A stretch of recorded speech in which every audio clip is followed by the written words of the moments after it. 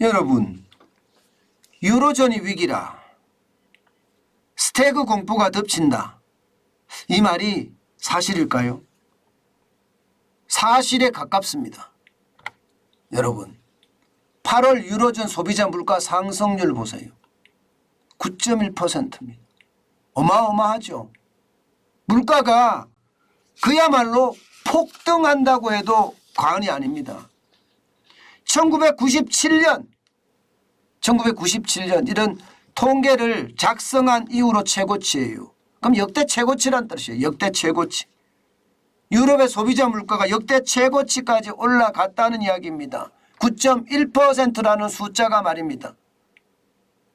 지금 유로존은요, 2021년 1월에는 0.9%의 물가 상승률밖에 없었습니다.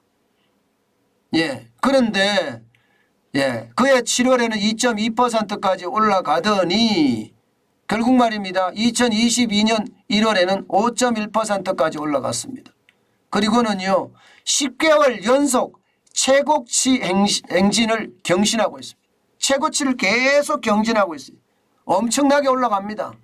7월 달까지만 해도 8.9% 올라갔던 물가가 결국 8월에는 9%까지 넘어섰습니다. 9.1%까지 올라갔어요. 참 장난 아니죠. 이게 러시아가 우크라이나를 침공하고 나서부터 그 심각성은 지금 엄청납니다. 에너지 가격만 하더라도 1년 전 대비해서 38.3%가 올라갔거든요. 여기에다가 식료품, 주류, 담배 할 것 없이 10.6%나 마구마구 뛰었습니다. 근원 물가라고 이야기하는 계절성 있는 것이나 또는 시기성 있는 것을 다 뺀 다음에 물가도 5.5%로 상승했습니다. 지난달에 5.1%보다 지금 훨씬 많이 올라갔죠. 상황이 굉장히 심각한 거예요. 심각한 거예요.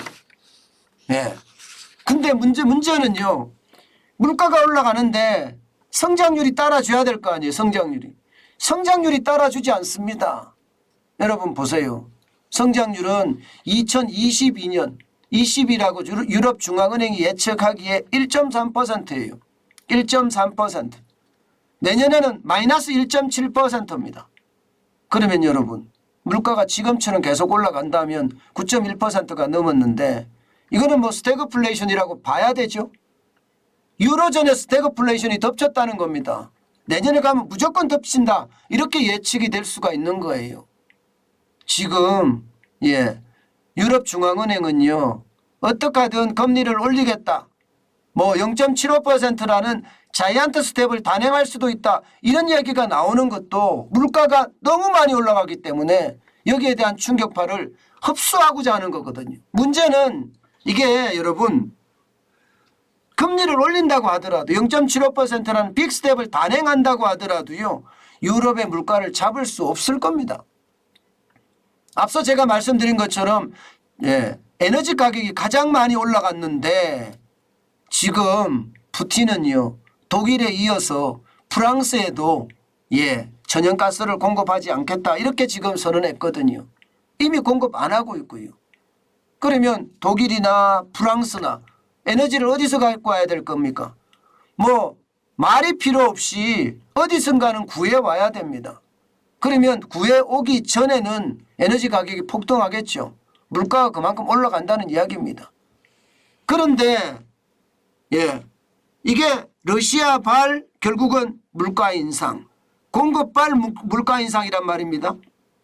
이런 상황에서 금리를 올린다고 해서 이게 공급발 물가 인상이 떨어질 리는 없잖아요. 해외에서 나오는 거니까. 그러니 유럽은 최악의 상황으로 갈 수가 있다는 이야기가 계속 나오는 겁니다. 9.1%라는 숫자, 올해 성장률이 1.3%라는 숫자, 내년의 성장률은 마이너스 1.7%라는 숫자가 지금 유럽의 위기를 지금 말해주고 있는 듯합니다. 여러분, 어디가 먼저 터질지 진짜 아무도 모른다 이렇게 이야기할 정도거든요. 중국이 먼저 터질지 아니면 유럽이 먼저 터질지 그것도 아니면 미국이 먼저 터질지 말입니다. 지금 현재까지 어떤 모양새로 보면요, 중국엔 통계 지표가 많이 안 나오는 것을 감안을 하면 지금 유럽이 먼저 터질 가능성이 크다 이렇게 얘기합니다. 유럽이 터지면 유럽발 경제 위기가 유럽에서만 그칠까요? 그렇지 않을 겁니다. 예, 유럽발 위기라는 게 결국 세계 3대 시장 중에 하나인데 중국 시장, 미국 시장, 유럽 시장. 근데 그 유럽이 위기에 빠지면 전 세계는요. 예, 굉장히 어려운 상황을 맞을 수도 있다는 게 지금 전문가들의 분석입니다. 상황이 이런데도 말입니다. 우리나라 주가는 계속 올라가고 있죠. 그런데 미국의 주가는 다릅니다. 지금 계속 떨어지고 있습니다. 지금 3일 연속인가요? 오늘도 다우산업지수가 0.88%가 떨어졌습니다. 그래서 280.44가 빠져서 31,510.43을 기록하고 있습니다. 여러분 그래프를 한번 보시면 지금 지난 8월 16일 34,281.36에 비해서는 지금 주르르르 미끄러졌죠. 굉장히 빠른 속도로 미끄러지고 있죠. 이게 현실입니다. 예, 나스닥도 마찬가지입니다. 나스닥도 0.56%가 빠져서 66.94포인트가 빠졌거든요. 11,816.20을 기록을 했습니다. 8월 16일 날 13,181.09를 기록했을 때보다가 지금 거의 뭐 폭락이라고 이야기해야 되나요? 예, 폭락이라고 이야기할 정도로 빠지고 있죠. 예, 마찬가지로 S&P 500은 4,000이 깨졌잖아요. 완전히 3,955로 마감을 했습니다. 예, 오늘 새벽에 마감한 것도 31.16이 빠졌고요. 0.78%가 빠진 겁니다. 지난 8월 6일에 4,325.28을 기록을 했었던 걸 비하면 지금 거의 10%가량 빠진 건가요? 10%가량. 줄줄이 빠졌죠. 이것은 여러분 시장의 위험성을 지금 굉장히 경고하는 거라고 봐야 됩니다. 그만큼 말입니다. 미국의 고강도 긴축 정책은 굉장히 빨라질 거고요.